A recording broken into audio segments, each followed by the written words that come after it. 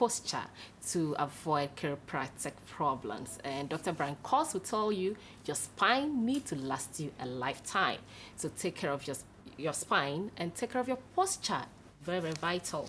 Now, the Armed Forces Staff College is going to see the launch of a very great book, Maritime Security Cooperation in the Gulf of Guinea.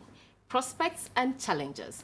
And the author of this book is a great man, a Ghanaian that we all need to be proud of. He is I'll keep the name for the last bit. He's the Executive Director for the Center for Maritime Law and Security Africa, Director of Research at the Ghana Armed Forces Command and Staff College. He has had a life of experience that spanned both law, maritime security, defense, international relations, a very tall list of it. And this was his first book. He has written other books before this, and one of the books he wrote is Concept of Collective Ownership in Ship. He co-authored others, and this time he has the Maritime Security and Cooperation in the Gulf of Guinea, Prospects and Challenges. My guest today is Commander Kamal Deen Ali. You're welcome. Thank you very much. Great. You have a great book at hand. When it comes to maritime security, personally, I am at a loss. All I know is that the Navy are at sea and defending me. Tell us about maritime security, what it entails. I think the way you should understand maritime security in such a way that you will not be at a loss is that maritime security is a public good.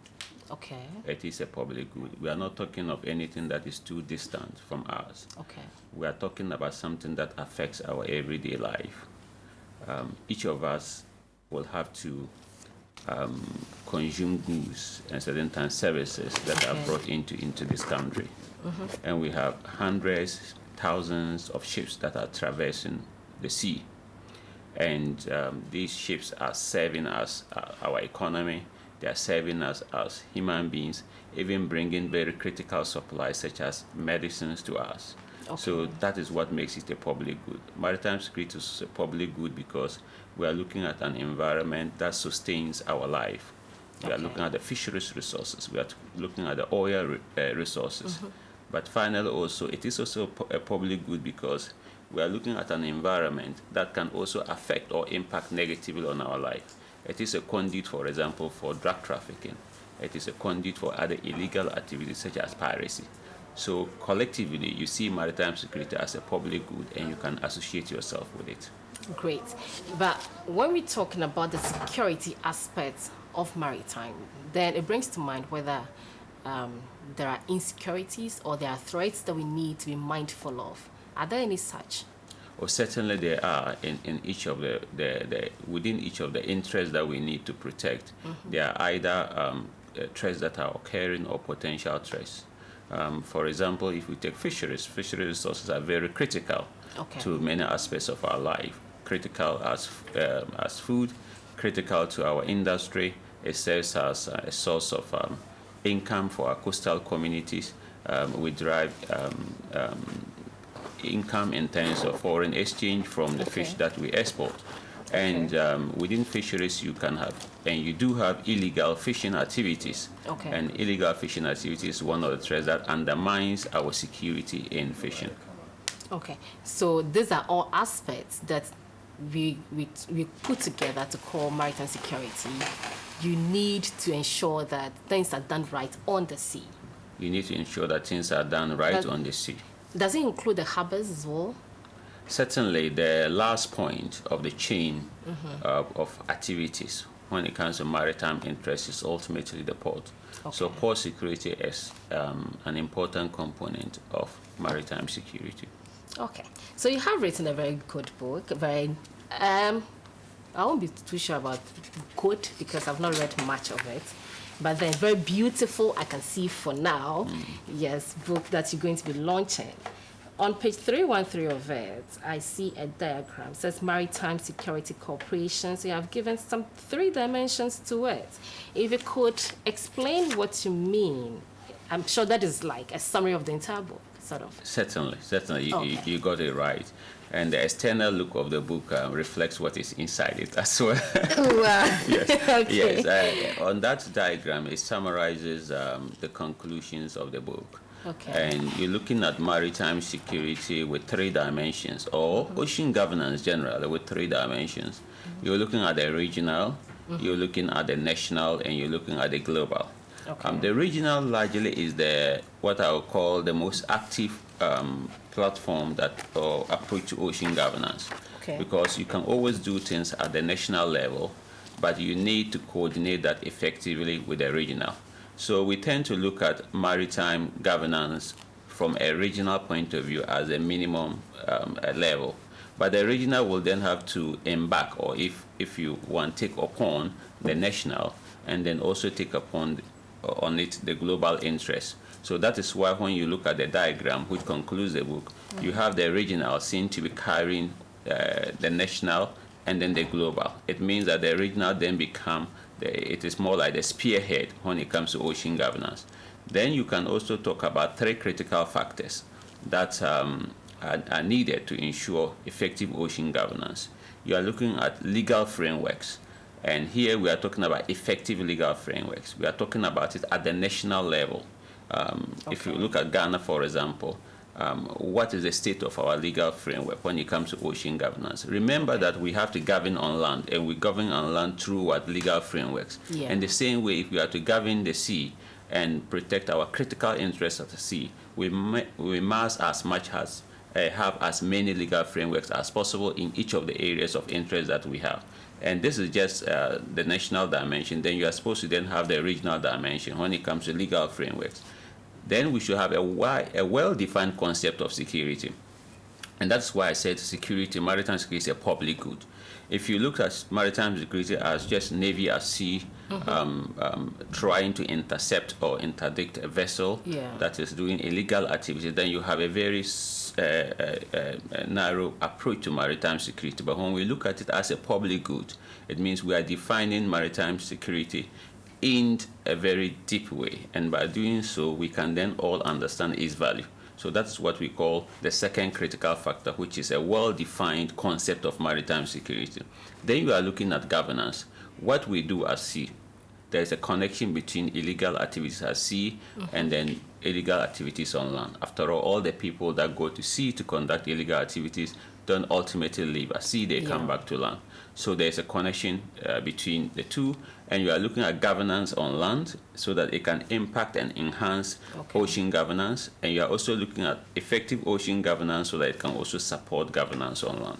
So these are the critical factors when it comes to enhancing ocean governance. Okay, so the governance aspect of it also brings to mind pirates on the sea. Yes. I have heard of pirates in parts of Africa and international, but do we have them in our waters as well? Are there things that are common in our waters? Yes, piracy, of course, we know it's a historical problem, and we have watched certain times some of the movies, you know, London Silver and all those people, and certain times pirates are even presented in a very glamorous way. Yes, we do have piracy is still existing at a global level in many parts of the world. We've just experienced a very almost a cessation, but although there are still snipers of piracy taking place in the Indian Ocean, which we normally talk about Somalia. We have piracy going on in the Malacca Strait, but we do have piracy in our waters, and the piracy in our waters is significant in many ways because we tend to have very high profile of piracy. They may not necessarily be within Ghanaian waters, but in the larger Gulf of Guinea or West Coast environment, we do have piracy, and that undermines most of the interest that we have. Okay.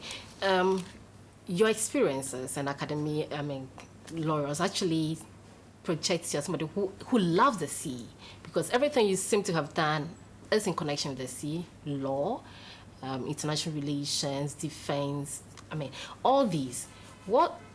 Are there challenges that you have recognized for which you're writing this book, or what actually inspired you to put up such a splendid book, I must say, because I'm beginning to appreciate it now. Thank you. Yes, I live by the sea, much as many Navy officers and many fishermen live by the sea, you know. And for that matter, we need to contribute in a unique way to let the public understand the value of the sea. The sea is far more valuable and strategic than we appreciate. And this must be brought home, and we must come to understand it firmly. We still have this disconnect where we see the sea to be distant from us. Yeah. Though historically, we should even have had a very stronger connection with our sea, because our history is born out of the sea. Be it slavery, be it colonialism, everything is born out of the sea. But we still have a very, a disconnection with the sea, which certain it is times scary to some of us, actually. Yes, I think that is it. But you see, it is but it is the source of all greatness. The sea is the source of all greatness, and unless we are able to internalize that, unless we are able to explore and exploit the potential that is available at sea, we will always be at a lower level of development. All countries that have risen to greatness do that from the sea. And unless you can exploit the maritime dimension, there's a great limit. You have a great limitation, let me put it that way, to ever be a well-developed country. So as we seek development in this country, we must focus more, at the sea. Okay. So you launched the book in a few days, or tell us about the launch, the venue, and whether I am invited to it or not. Surely invited. Thank you. The launch is taking place at the Command and Staff College, a very beautiful environment for training officers, but with a larger academic discipline. Yeah. It's taking place at the Command and Staff College. It is on the Teshi Road, and our neighbors are the Kofi Annan Peacekeeping Center. Yes. It will be at 1 p.m. on Wednesday, and we expect different people from different backgrounds, from the academia, from the judiciary, from the executive, civil society. All these people are coming together for us to launch this book, and for me also, it's like we are coming to a point where we want to assert more and more our understanding of the sea. And there are a number of institutions that have supported the launch because of the value in it. And we have Ghana Ports and Harbour Authority as a platinum sponsor. We have the Center for Maritime Law and Security that I work for. We have a travel port. Okay, so you have quite a number of people who sponsored this great work. GRA, Ghana Revenue Authority, National Petroleum Authority, Chase Petroleum, and GCB, as well as Stanbic Bank. Okay, so we are grateful to them all for this great job that they helped achieve. Thank you very much, Commander Kamal Deen Ali, Executive Director of the Center for Maritime Law and Security Africa, and also Director for Research and at the Ghana Armed Forces Command and Staff College. We are privileged to have you. It's a rare opportunity. So we are privileged to have you, and we wish you the very best at the launch of your book. And of course, since it's an open invitation, we hope to attend to grace the occasion as well. The breakfast show continues shortly with me coming back on that thing on education. You don't want to miss it. In life, things go